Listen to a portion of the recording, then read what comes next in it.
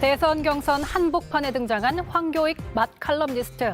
이재명 경기지사가 황 씨를 경기관광공사 사장으로 내정하면서 불공정 채용 논란이 불거졌습니다.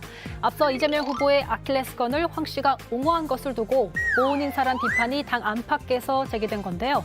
오늘 이낙연 캠프에선 친일 이야기까지 꺼냈습니다.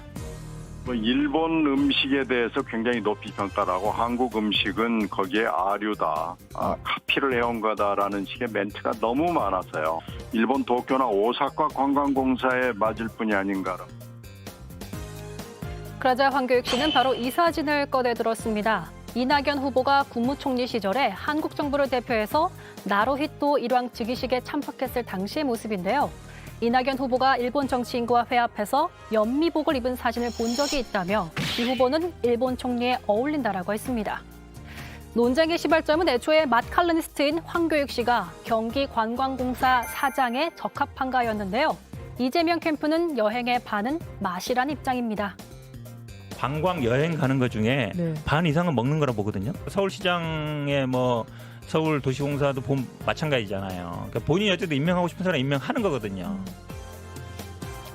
하지만 이낙연 캠프는 맛 칼럼니스트가 관광 전문가라면 차라리 이분들이 더 적합하다라고 했습니다. 이번 논란 어떻게 마무리될까요? 여러분의 의견도 남겨주시죠. 예, 두 번째 주제는 경기도의 맛, 황교익으로 잡았습니다. 뒤에 물음표를 확실히 달았습니다. 경기관광공사 사장에 맛 칼럼니스트인 황교익 씨가 내정돼서 일단 여당 내에서부터 이른바 명락대전이 또 벌어지고 있습니다. 윤상범 의원님이 밖에서 볼 때는 어떻습니까? 이게 좀 타당하다고 보시는지. 일단 내부에서 이낙연 캠프 쪽이나 다른 데서 이 부분에 대해서 강하게 비난하니까 타당하지 않은 것 같습니다. 내부에서도 그렇게 얘기하는 거 보니까. 이런 거 보통은 이제 국민의힘에서 비난을 해야 되는데 내부에서 그러니까 굉장히 문제가 있는 것 같고 저는 황교익이라는 분을 사실은 이번에 처음 알았고요. 저는 개인적으로 몰랐는데 저는 그 부분을 보원 인사를 했는지 안 했는지보다는 제가 지금 이 사안을 보면서 걱정하는 거는 요번에 이제 요건 응모 자격을 굉장히 완화시켰어요. 이제 경영력이라는 부분 하나, 거기다 추가로 추진력, 소통, 공익성이 좋아, 대외적인 교섭 능력, 변화 개혁 지형의 사업 능력. 그래서 이 내용을 딱 보시면은 과거에는 굉장히 엄격했습니다. 일정한 근무 요건이라는데 이 내용을 딱 보면 이게 뭐냐면 내 마음대로 임명학계입니다. 저는 이걸 보면서 이렇게 되면 이낙연이 아닙니다.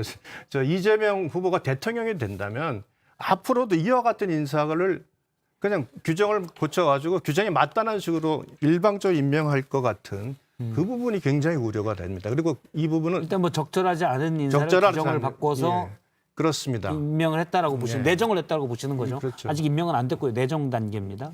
앞으로 만일 대통령이 된다면 정말 굉장히 이러한 같은 인사가 반복된다고 그러니까 할 수 있다는 걸 아주 여실히 보여준 인사가 아닌가. 그래서 굉장히 우려가 되고 있습니다. 제가 예전에 경기도에서 도지사 보좌관으로 근무한 적이 있어서 상황을 잘 아는데요. 이게 사실은 이 관광공사 역대 내정자들을 쭉 1대부터 지금 8대까지 돼 있습니다. 이제 보면은 주로 이 경력이 공무원 출신들이 갈 수밖에 없게 약간 내규를 만들어 놓은 거예요. 그러니까 이제 좀 더 다양한 분들을 모셔가지고 그 자리에 임명하고 싶지 않겠습니까? 지자체 장들은. 그래서 2018년 12월하고 2019년 11월 두 차례에 걸쳐서 인사 내규를 손봅니다. 이제 이거는 다른 데도 마찬가지입니다만 이게 공직을 오래 한 분들이 좀 유리하게 만들어 놨어요. 그래서 이제 그 전에 예컨대 남경필 지사 때 가신 그 사장님 같은 경우에는 남경필 지사의 비서실장 하시다가 가시고 예를 들면 이제 이랬던 자리입니다. 이 자리가. 근데 보통 그러다 보니까 관광이라고 하는 나름대로의 특색과 맛을 낼 수 있는 인사가 메시지지 않습니까? 근데 이제 그런 메시지에 좀 활용하기 어렵기 때문에 아마 이건 바꾼 것 같아서 그리고 이게 황교익 씨의 내정 논란과는 별개의 이전에 있었던 부분이라는 건 이제 제가 말씀드리고 싶고요.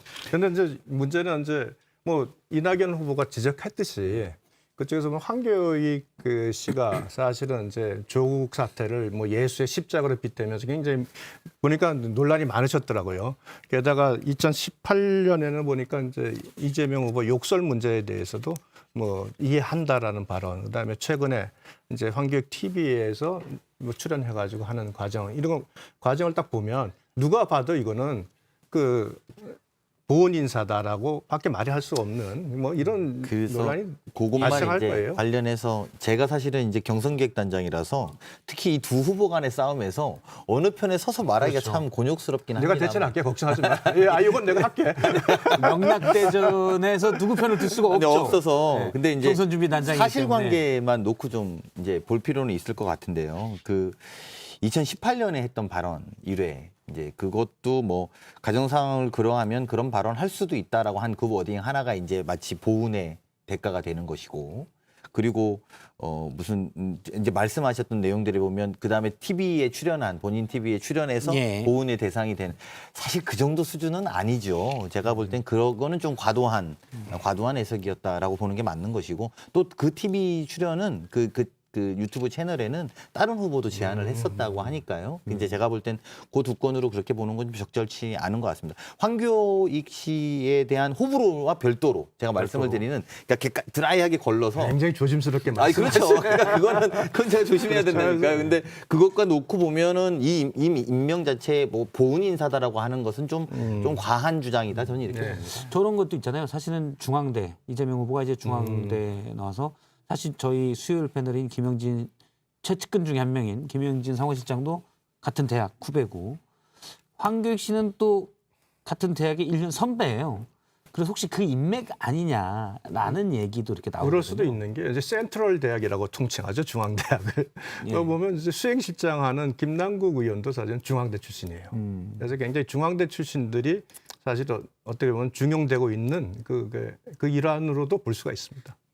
우리나라는 서울대 쓰는 거는 뭐라고 안 하는데 꼭 이렇게 중앙대나 아니요. 경희대 쓰고 이러면 문제가 많이 되고 아니, 이러더라고요.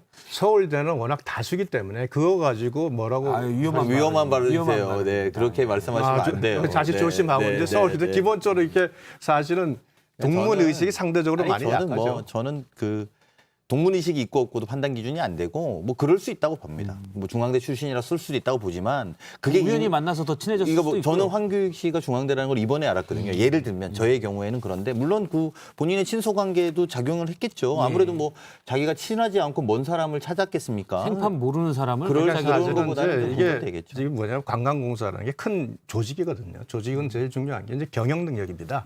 그러니까 공직자를 뽑는 이유도 사실은 오랫동안 조직에 있으면서 이제 고급 관리자가 되면서 조직을 관리할 수 있는 능력 그런 걸 가지고 있기 때문에 그 사람들을 뽑은 거거든요. 근데 그걸 이제 뭐 넓히는 건 좋은데 넓히더라도 누가 보더라도 이분이 저분이 어느 기업에서 굉장히 역량을 발휘했다든가 이렇게 되면 아무 논란이 없어요.